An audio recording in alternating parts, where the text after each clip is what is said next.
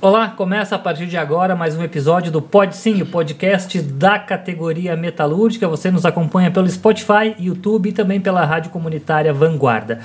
Hoje, a parte 2 de um tema muito bacana, a industrialização do Brasil. A gente já falou sobre a parte econômica do Nova Indústria Brasil, um plano de ações e investimentos para a neoindustrialização do país durante o período dos próximos 10 anos. Já conversamos com o presidente Assis Mello e com o economista Davi Fialkov. Hoje, uma ideia bacana que surgiu a partir daquele programa foi contar um pouquinho dessa parte da...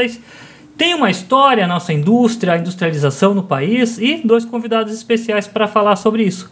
Saulo Velasco, historiador, já é figurinha carimbada aqui do programa, e o nosso idealizador do podcast, o Rafael Ferreira, que é primeiro secretário do sindicato e também professor de história, já está até dando aula. Bem-vindo novamente, Rafa. Olá, muito obrigado pelo convite. Mais uma vez é um prazer estar aqui no Pode Sim, o podcast da categoria metalúrgica, e mais uma vez de parceria aqui com meu colega historiador, Saulo, né? É sempre bom estar aqui com vocês.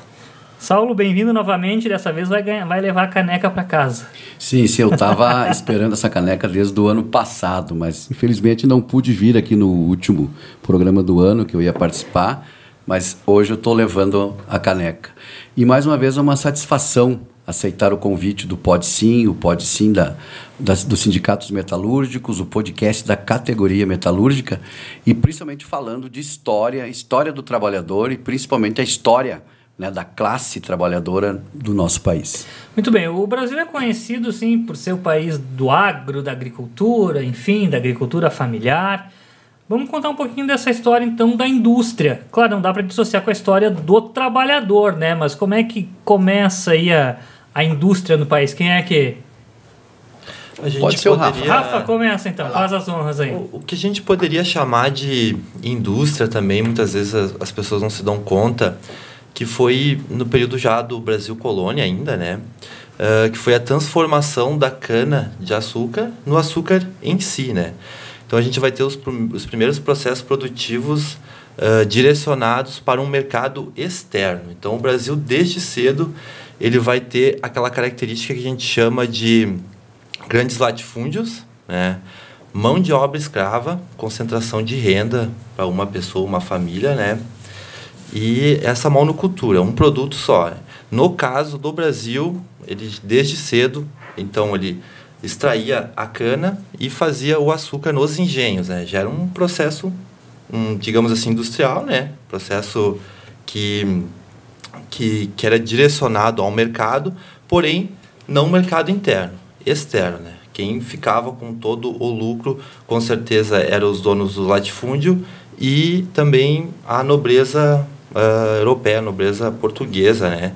Então, o Brasil ele vai se introduzir no mercado desta forma. Claro, muito ainda voltado para a questão agrária, né? A gente vai ter outros ciclos, né? Com o passar do tempo. Um outro grande ciclo que teve foi a mineração, né? Gerou um grande ciclo econômico no país. O café também, né? O café foi até ainda século XX, metade, era um dos maiores produtos exportados no Brasil, né? Claro que a gente está falando em produto in natura também, né? Não é tão processado assim, mas o Brasil se introduz no mercado mundial desta maneira, né? Como ele vai começar as primeiras indústrias no Brasil, ainda no século XIX, finalzinho, né? O Brasil entra tardiamente no processo industrial moderno. A Europa toda vai passar... Chama a partir da Revolução Industrial. A Europa toda vai passar por uma Revolução Industrial ainda no século XVIII, né, para XIX. O Brasil vai aderir ao movimento praticamente no finalzinho do século XIX, né, bem tardiamente, né, até porque durante grande parte... Quando o Brasil ele era império ainda, né? Depois da chegada da família real aqui, tudo mais, por muito tempo o Brasil era proibido de instalar indústrias em território nacional. Para quê?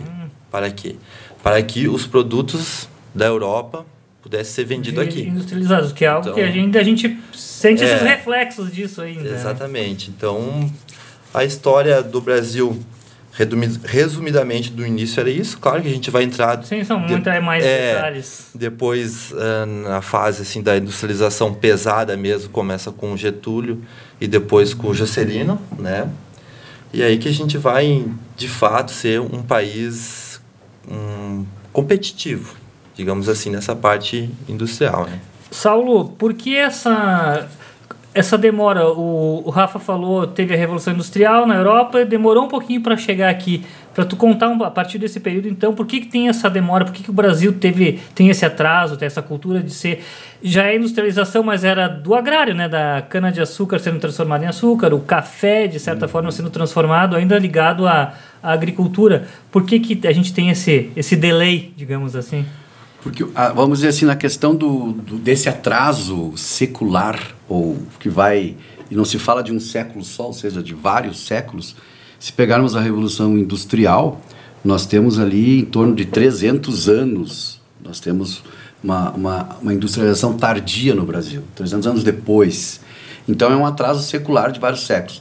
O Brasil, como o Rafa falou, o Brasil ele estava baseado, ou seja, a base estrutural do Brasil, numa espécie do tripé. Tu falou que seria o tripé da plantation, que eles chamavam. Tanto que aconteceu isso aqui no Brasil e no sul dos Estados Unidos, onde nós temos o que seria esse plantation? O latifúndio, a monocultura de exportação, aí se produzia um produto só, que foi citado o exemplo como a cana-de-açúcar, o café, num determinado momento a mineração, enfim, e a base disso tudo é a mão de obra, só que a mão de obra escrava, a mão de obra escravizada. Então essa base da mão de obra escravizada, ela vai ainda, a elite dominante no Brasil, ela não quer abrir mão desta escravização. Ela não quer de jeito nenhum abrir mão da escravidão. Ou seja, então, se vai politicamente, isso vai influenciar diretamente dentro da política, o jogo político ele está envolvido no sistema escravista, que é o que dá, né, a base econômica, a infraestrutura, ela vai impactar na superestrutura, que entra a questão política, ideológica, religiosa, jurídica. Então essa superestrutura está sempre baseada onde? Na infraestrutura, que é a mão de obra escrava. Então isso vai levar com que se mantenha esse atraso. Nós tivemos em 1822 a independência do Brasil, também de certa forma atrasada em relação a outros países, principalmente aqui na América Latina e Estados Unidos, inclusive. Nós tivemos a independência, só que a independência manteve o quê? Manteve a escravidão, a independência manteve ainda a economia exportadora, agrária e monocultura, e de forma alguma os dois imperadores que nós tivemos, eles tiveram interesse de libertar os escravos, ou aceitar, de certa forma, o movimento abolicionista. Lá no final, que se tem o movimento abolicionista, logo depois do Segundo Império, nós temos o movimento abolicionista, porque primeiro nós tivemos, se nós pegarmos, por exemplo, a Revolução Burguesa, quando se fala de Revolução Burguesa, que nós tivemos na França, na Inglaterra, Revolução Industrial, vamos trazer para a Revolução Burguesa. Revolução Francesa, Revolução Burguesa. E chegarmos no Brasil, nós tivemos a etapa da Revolução Burguesa no Brasil, nós tivemos em 3 etapas. Primeiro, nós tivemos, vamos dizer, pode ser a independência como uma condição, 1822.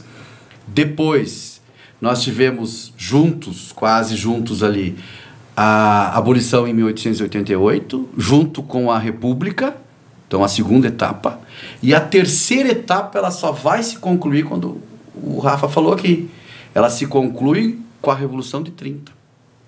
A terceira etapa. Já na França, pegar o exemplo da França, a Revolução Burguesa aconteceu, veio sim se construindo, lá no final, o feudalismo não caiu de uma hora para outra, mas quando foi para tomar o poder, houve o quê? A radicalização da tomada do poder. Na França aconteceu de uma vez só.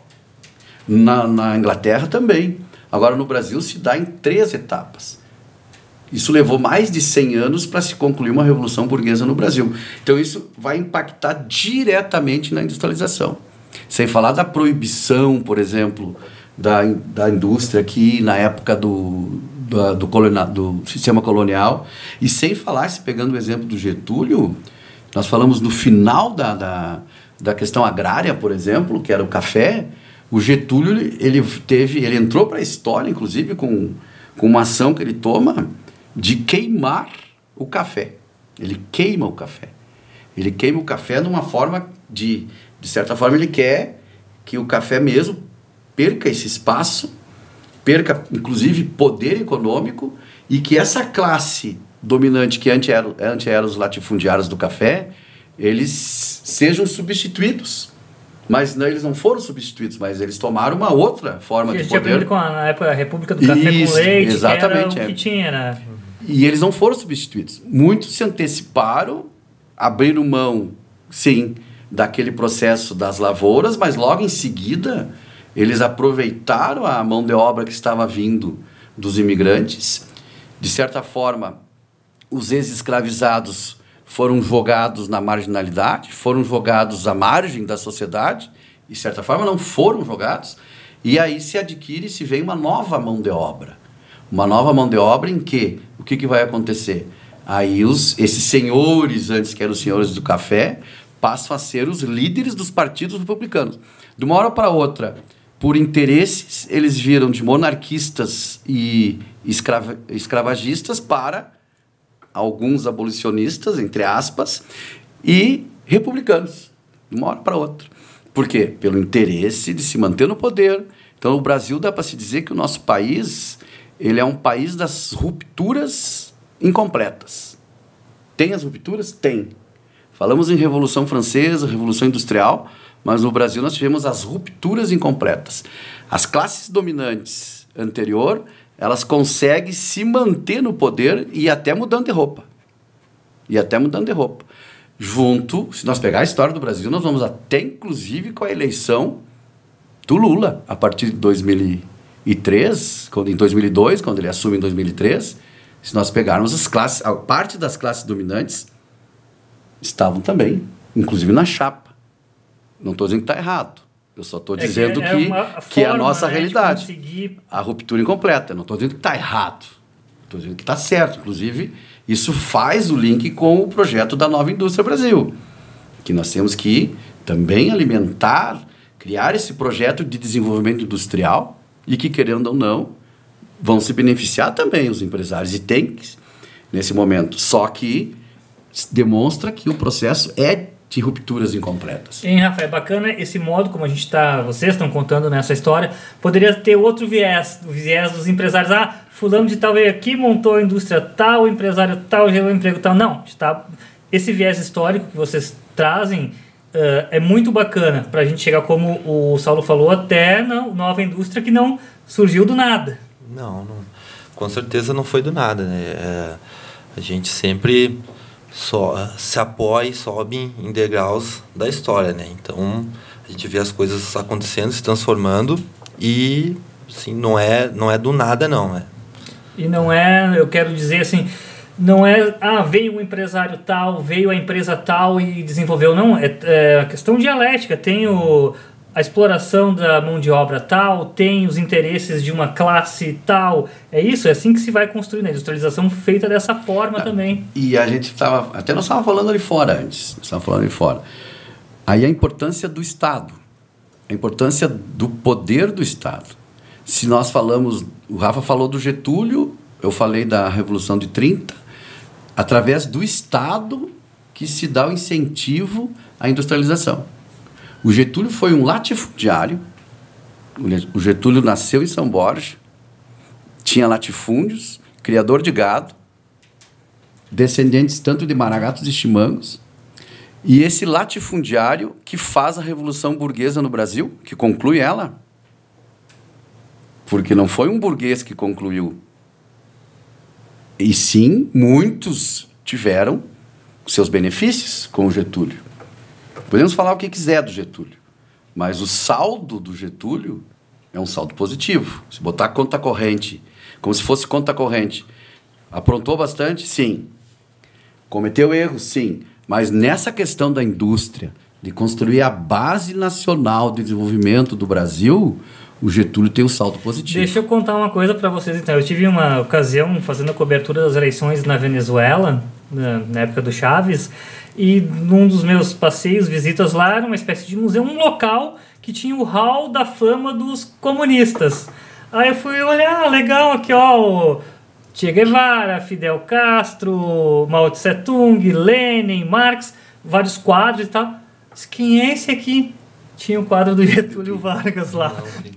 Não sei, vocês podem me ajudar, assim, mas ele é polêmico e tal aqui no Brasil, mas ele tem um certo respeito dos camaradas. Ele fez parte de um período da história, assim, em que as lideranças populistas, por que não dizer assim, né?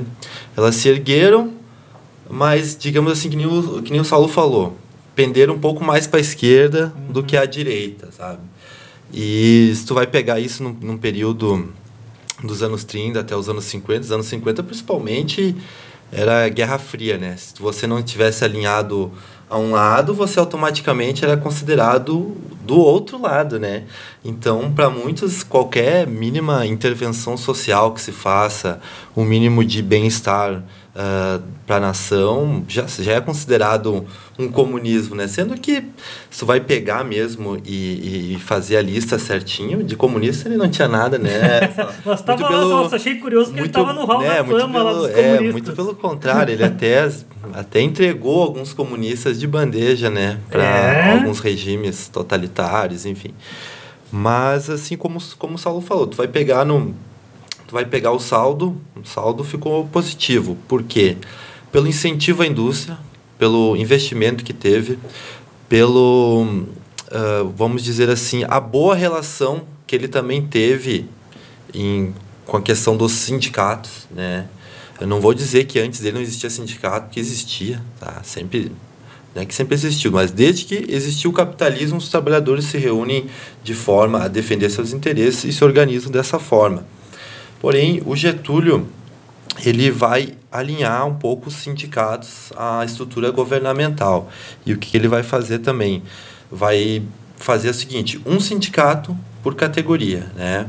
Antes disso, era um pouco mais geral, né? Os trabalhadores tinham uma luta um pouco mais unida, né?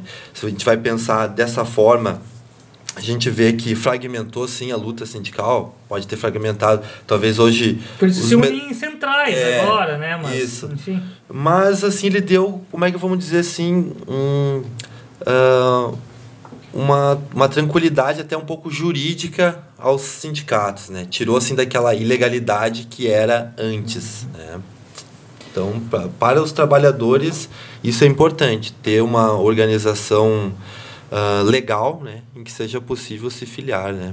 Saulo, quer falar um pouquinho desse período do Getúlio ou vamos ali para Juscelino Kubitschek, multinacionais chegando, o que tu quer destacar? Ainda antes eu quero destacar, até eu anotei aqui agora, fecha bem com o que nós estamos falando aqui, quando se fala do Getúlio ainda, mantendo essa linha política do Getúlio e a forma como ele agia na política, né, porque ele não era comunista, né?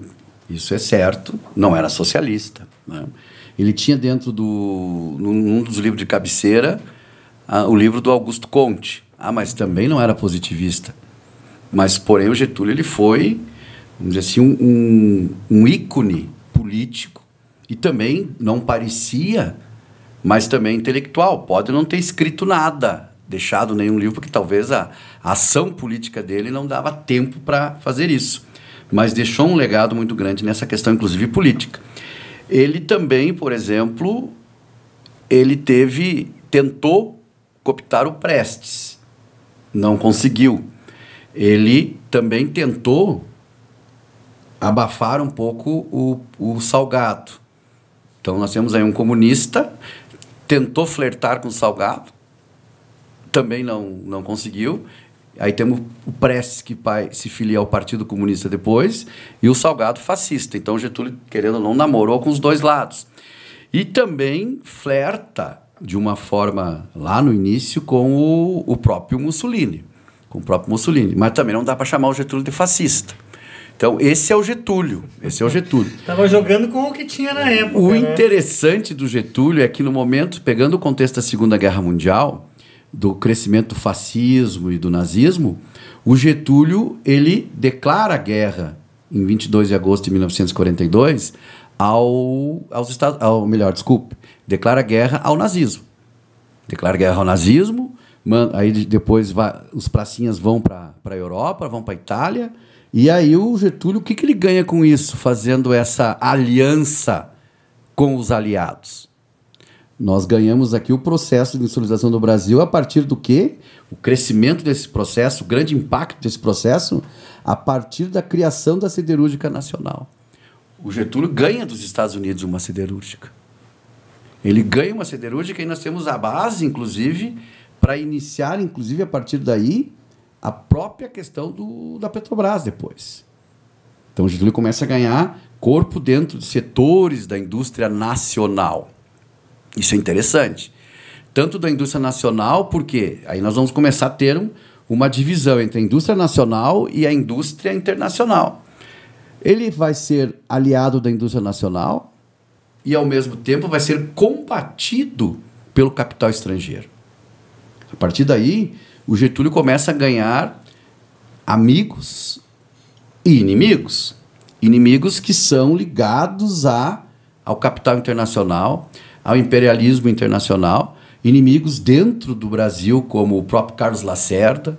Nós temos a UDN, que passa a ser um partido entreguista, traidor da pátria, e também temos partidos que são aliados ao Getúlio, como ele cria 2 partidos, um partido para manter a burguesia nacional, que é o PSD, e um partido para fazer o que o Rafa acabou de falar, ter essa relação com os trabalhadores dentro do movimento sindical, que é o PTB. Esse era o Getúlio. Então, o Getúlio, tu é vamos dizer assim, um comunista que está elogiando o Getúlio. Não, eu estou falando o que o Getúlio fez em relação ao desenvolvimento industrial do Brasil, o que ele teve que fazer politicamente. Sim, no período E, de certa forma, contemplou os trabalhadores também. Exatamente. A questão dos trabalhadores, quando nós falamos assim, o Getúlio, ele conseguiu desenvolver e conseguiu também, inclusive, nós falamos, além da questão da indústria, nós temos as leis trabalhistas, porque o Getúlio não deu nada para os trabalhadores. No momento que os trabalhadores buscaram lá atrás, no início do movimento sindical, antes lá em 1906 com a criação da Confederação Operária Brasileira, 1917 com a greve geral, a primeira, essa pressão foi feita pelos trabalhadores, criação dos sindicatos, enfim. O Getúlio apenas ele fez o quê? Ele chegou à conclusão que sim, ou ele fazia isso, ou o processo revolucionário ou a radicalização podia aumentar. Ou ele concedia os anéis, ou ele ia perder os dedos. E ele tentou convencer o empresariado disso. Ele chegava para os empresários, não, vocês vão fazer isso que eu estou dizendo, porque é melhor fazer isso, vocês gastar um pouco mais aqui com 13º, com férias, com isso, com aquilo, porque senão os caras vão tomar. Claro que história não tem C, mas o Getúlio conseguiu prever, fazer essa visão política, não é previsão, uma visão política. E aí eles criam um partido ligado aos trabalhadores, Partido Trabalhista Brasileiro, criam um partido ligado à burguesia nacional e manipula o jogo político. No momento, todo mundo diz, o Getúlio foi fascista. Não, teve sim flertes com a Itália, mas se alia, principalmente com os Estados Unidos, para combater o nazismo e o fascismo, mas daí, em cima disso, ele ganhou uma siderúrgica nacional. E quando é que temos não sei se uma ruptura, mas uma transição desse período do Getúlio ali com Juscelino já, mais recente? Como é que... Eu acho que um grande nome, assim, na questão da industrialização, que é nosso tema, depois do Getúlio, eu acho que foi o Juscelino, né? Quando ele faz aquele plano de crescer 50 anos em 5, né? Não, é isso, né? 50 anos em 5. Aí vão ser instaladas as indústrias automobilísticas no Brasil, né? Importante para que o Brasil se desenvolva, né? Então a gente vai ter uma série de montadoras chegando ao Brasil e iniciando as operações. A Volkswagen, a Ford, a GM, né? E é um período em que essas indústrias elas geram muitos empregos, né? Uma fábrica gerava assim muito emprego, muita mão de obra, coisa que de um tempo para cá se perdeu bastante, né? Por exemplo, eu acho que hoje no setor automobilístico se emprega 1/4 do que já foi empregado nos anos 50, 60 e 70. Tá? Então, a gente vem sofrendo esse processo de desindustrialização, acredito que desde os anos 80, né? Mais forte, assim, né? E agora, retomado, né? Retomado aí, a gente teve a notícia há pouco tempo sobre esse novo projeto da industrialização nacional, algumas fábricas, algumas montadoras aí recebendo já anunciaram que vão investir recebendo pesado, um bom investimento, né? Então, isso anima a gente, né? Por quê? Porque quando se emprega na indústria, quando a gente está falando do emprego desse tipo, é um emprego de qualidade. É um emprego que tem salários valorizados, direitos respeitados, né? E participação de lucros também impressionantes em alguns casos, né? E isso tudo vai para quê? Vai para o bolso do trabalhador, né? E o trabalhador faz o que com isso? Gasta na própria cidade, gasta no próprio país e desenvolve, gera toda uma cadeia produtiva, né? Com essa questão aí. Então, acredito que a partir dos anos 80 o Brasil começou um processo acelerado de desindustrialização, tá? E agora a gente está vendo uma retomada.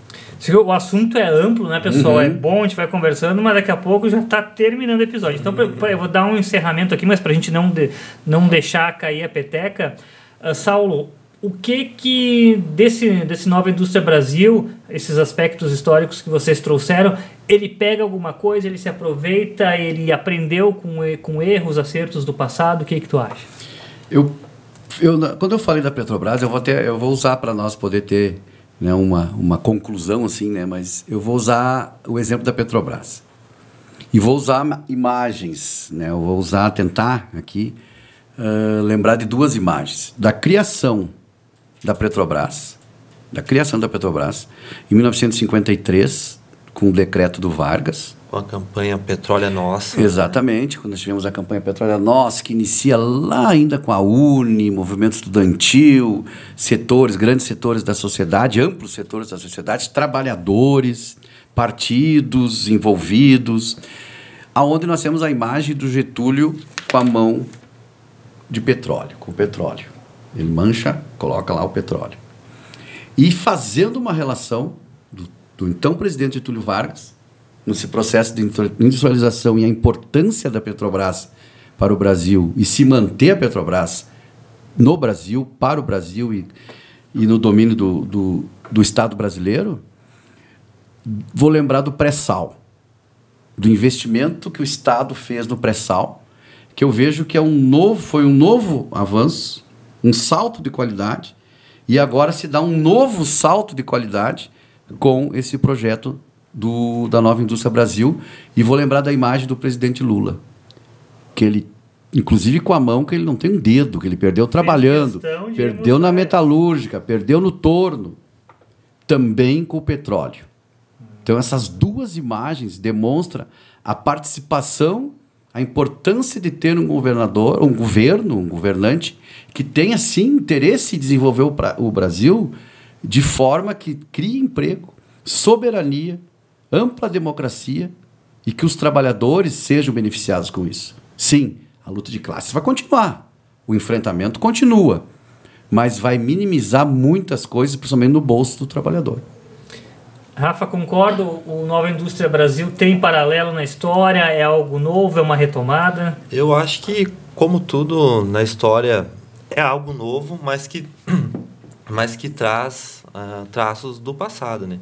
Quando o Saulo pega aqui essa questão que o Getúlio queimou sacas de café, a gente tem que contextualizar isso naquele período da crise econômica de 29. 29, perfeito. Então, para se valorizar o preço daquilo, do café, ele teve que queimar alguns para que os que fossem para o mercado fossem com um preço valorizado. Isso é o quê? É a intervenção do Estado na economia, tá?